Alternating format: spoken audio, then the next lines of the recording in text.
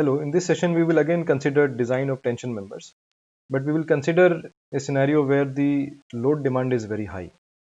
So let's look at this example, which is 7.16 of the book. So in this case, it is required to design a tension member using a standard angle section to resist a factored load of 450 kilonewton. So again, a factored load is given, and here the number of bolts is not given, although it is the pitch, gauge, and number of bolts, none of this is given. It is just said that we assume that 20 dia bolts will be used, and what is given is the shear strength of a single bolt. Okay, so if you imagine a bolt is like that, and there will be plates connected to it which are trying to pull, right? So when the plate is under tension, this bolt will fare under shear. Okay, and that shear strength of a single bolt is given. So first thing, as always, we can calculate the overall gross area, right? So the gross area required for the main angle, that comes out to 1980, which is very large. Okay, so again we can go back to IS 808, and from there we can select ISA 150 75 10. So in this case we are choosing an angle with unequal legs. Okay, and when we are choosing angle with unequal legs, it is usually a better idea that the larger leg is the connected leg, and the smaller leg or shorter leg is the unconnected or outstanding leg, right? This is because if you recall the calculation of beta, if W is large, the effects of shear lag are more. Okay, so we want that W or the height of the outstanding leg to be smaller. So we would connect the 150 leg to the gusset plate in this case, and the outstanding leg will be the shorter one, which is 75. Okay, so we have chosen this. Now we can also calculate the number of bolts required. So all of the bolts collectively will have to resist 450 kilonewton of load, and a single bolt can resist 45.3. So it is actually straightforward. So 450 divided by 45.3, that comes out to 9.93, or we have to round it up.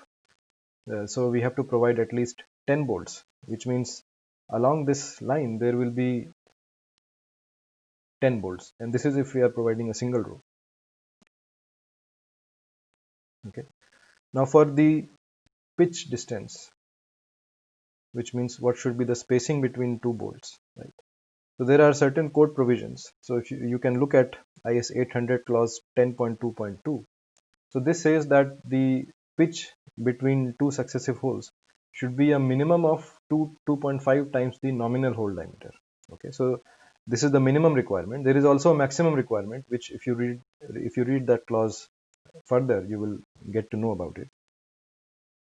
And we will discuss the effects of minimum and maximum when we discuss the design of connections. In this case, let's say just choose the minimum allowed spacing, which is 2.5 times 20. 20 is the nominal diameter. So 50 mm is the pitch which we can provide. Okay. Similarly, there is a clause in IS 800 which is 10.2.4.2. This gives the minimum edge distance. So edge distance is distance of the first hole from the edge of the angle or the member. Okay, so this should not be more than again there is a minimum and a maximum requirement. So the minimum requirement is 1.5 times the nominal diameter. So let's say we provide the minimum allowed dimension, right? So 30 mm is the edge distance, and 50 mm is the center to center distance of pitch. Okay, so now we can again, this check of yielding of cross section is somewhat redundant, but it is good to show it in the design calculations. Okay, so we calculate yielding of cross section. Then there is strength governed by rupture of net section, and here again we have calculated the net area as gross minus the number of holes into diameter of hole times the thickness, right? So the net area is this, and since the number of bolts being provided is more than 4, we have used the value of alpha equal to 0.8. Okay, so the rupture strength also is more than the required, the load demand, so that is also fine. Then we can also calculate what is the strength governed in block shear, right? So the block shear strength is actually very large, which is also more than 450. So overall, this design is safe.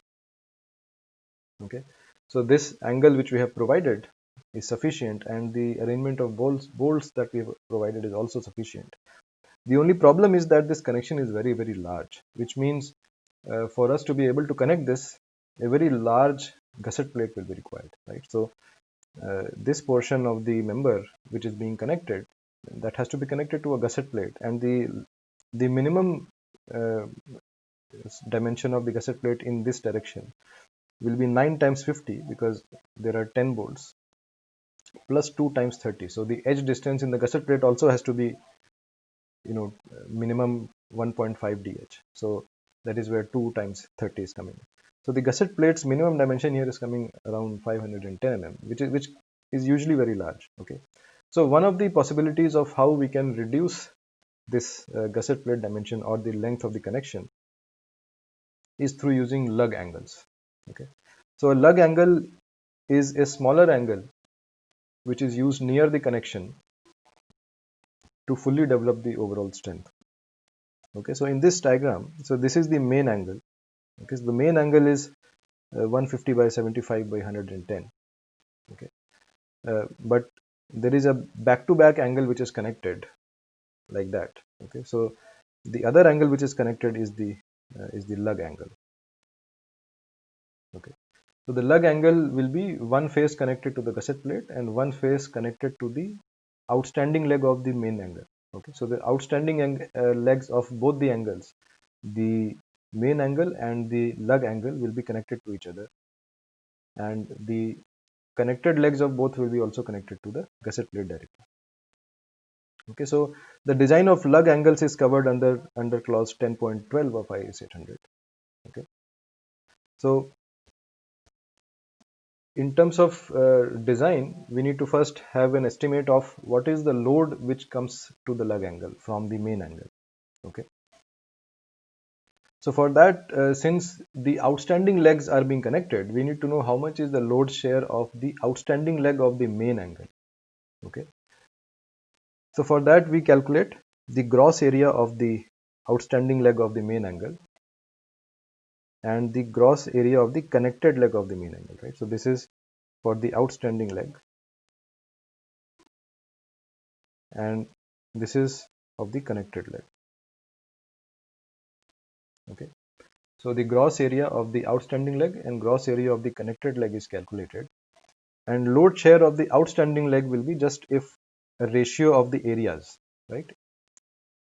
Because the Young's modulus is same, it being the same material, the load share between these two portions will be only scaled by the areas. So the total load we scale by the fraction of areas, right? So this is the area of the outstanding leg, 700, and in the denominator we have area of the total angle, right, or outstanding plus connected. So the load share of the outstanding leg of the main angle is this 146.51. Okay, now the load demand for the lug angle should be 1.2 times the load demand on the outstanding leg of the main angle. Okay, so this is given in clause 10.12.2. So whatever load of outstanding leg we calculated, 146.5, that we multiply by 1.2. So that gives us the load demand for the lug angle. So this is the load for which the lug angle has to be designed. Okay, so now we can calculate what is the required gross area for the lug angle using this load, 175 load. Okay, so the required gross area comes out to 773.56, and let's say we choose ISA 75 by 75 by 6. Okay, so in the book a different lug angle was chosen, but in this case, what we have chosen is 75 by 75 by 6. Okay, so the gross area of this angle that we have chosen is 866, and this 866 is greater than the required gross area, so this should be fine. Of course, we have to check the strengths.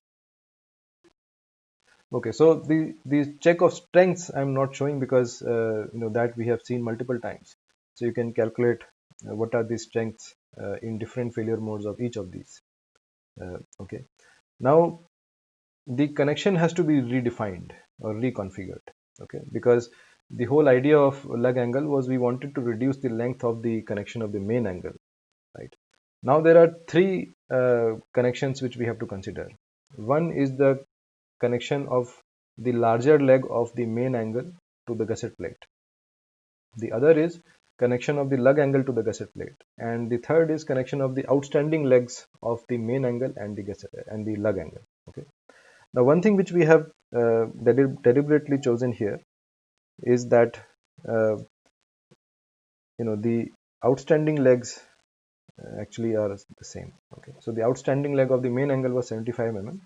So we have also chosen one of the legs of the lug angle to be 75 mm so that they are connected seamlessly to each other. Okay, this is where one of the good practices is coming into play, where we say that members which are connected to each other should have reasonably similar sizes. Okay. Now for the lug angle to the gusset plate connection, right? We can calculate the number of required bolts by saying this is the load demand on the lug angle and this is the shear strength of each bolt. So this comes out to 3.88. So let's say we can provide 4 bolts for connecting lug angle to the gusset plate. Next, we need to look at the connection of the outstanding legs of both angles. Okay, so outstanding leg of both angles, which means outstanding leg of the main angle and outstanding leg of the lug angle. Now to calculate that, again there is a clause in IS 800 which says now instead of 1.2, one has to consider 1.4 times the load demand. Okay, so the number of bolts in this outstanding comes out to 4.52. So let's say we will provide 5 bolts there. Okay, so since we are providing 5 bolts in the outstanding legs, okay, it is a good idea, we can consider instead of 4 bolts here, we can provide 5 bolts for the gusset plate to lug angle connection also.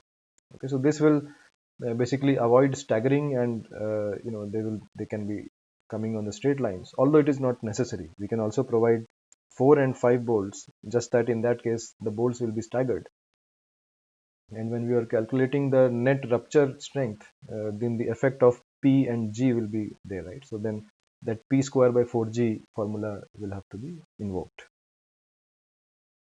Now let us look at how it affects the connection of the main angle to the gusset plate. That was the whole idea, right? So now the load on the connected leg, so just like we calculated load on the outstanding leg, the load on the connected leg will be the total load times the ratio of the areas. This can also be calculated by 450 minus load on the outstanding leg. Right. So load on the connected leg comes out to be this, and now the number of bolts required for the main angle and gusset plate connection, that will be now this load on the connected leg divided by the strength of the bolts. Right. So this comes out to 6.69. So let's say we provide 7 bolts. Right. So now the earlier 10 bolts have been now reduced to 7 bolts. Okay. So finally, what we are doing in this case is that we have provided ISA 150 by 75 by 10 as the main angle.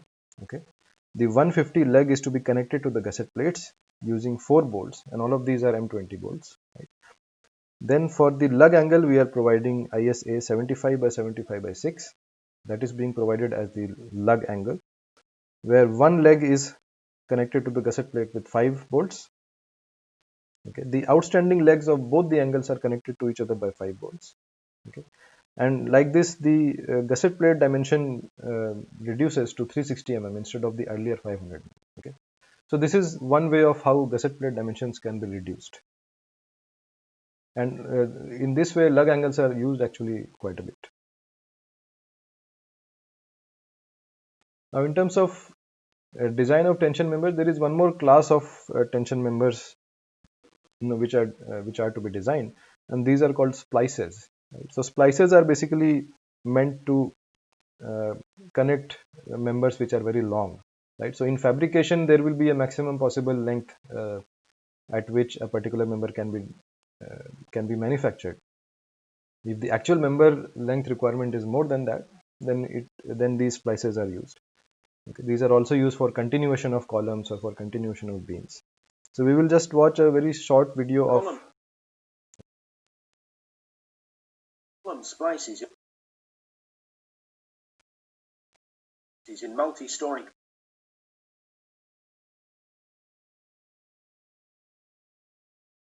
Column splices in multi-story construction are usually provided every 2 or 3 stories and are located just above floor level.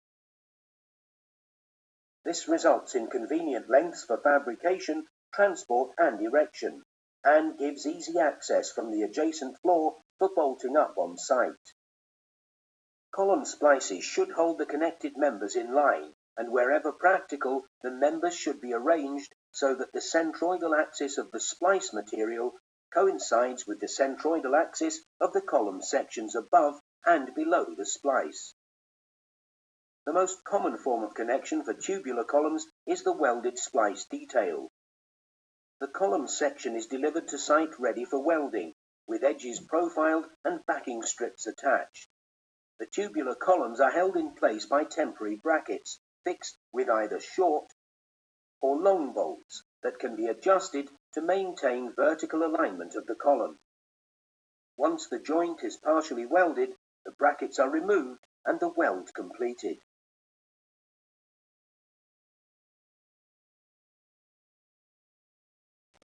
So this is what column splices are, and the link to the main video is also given, so you can watch it. And when you watch it, there will be several related videos which will be of interest. Now we are not going to look at an example of splices because it is just a matter of applying the same principles which we have learned for design of tension members to a different setting. So we have now learned about how to design tension members. Okay, so by considering different limit states, so we have to first choose, we can choose based on the gross area, and then once we have chosen, we have to ensure that the strengths with respect to different limit states satisfy the requirements.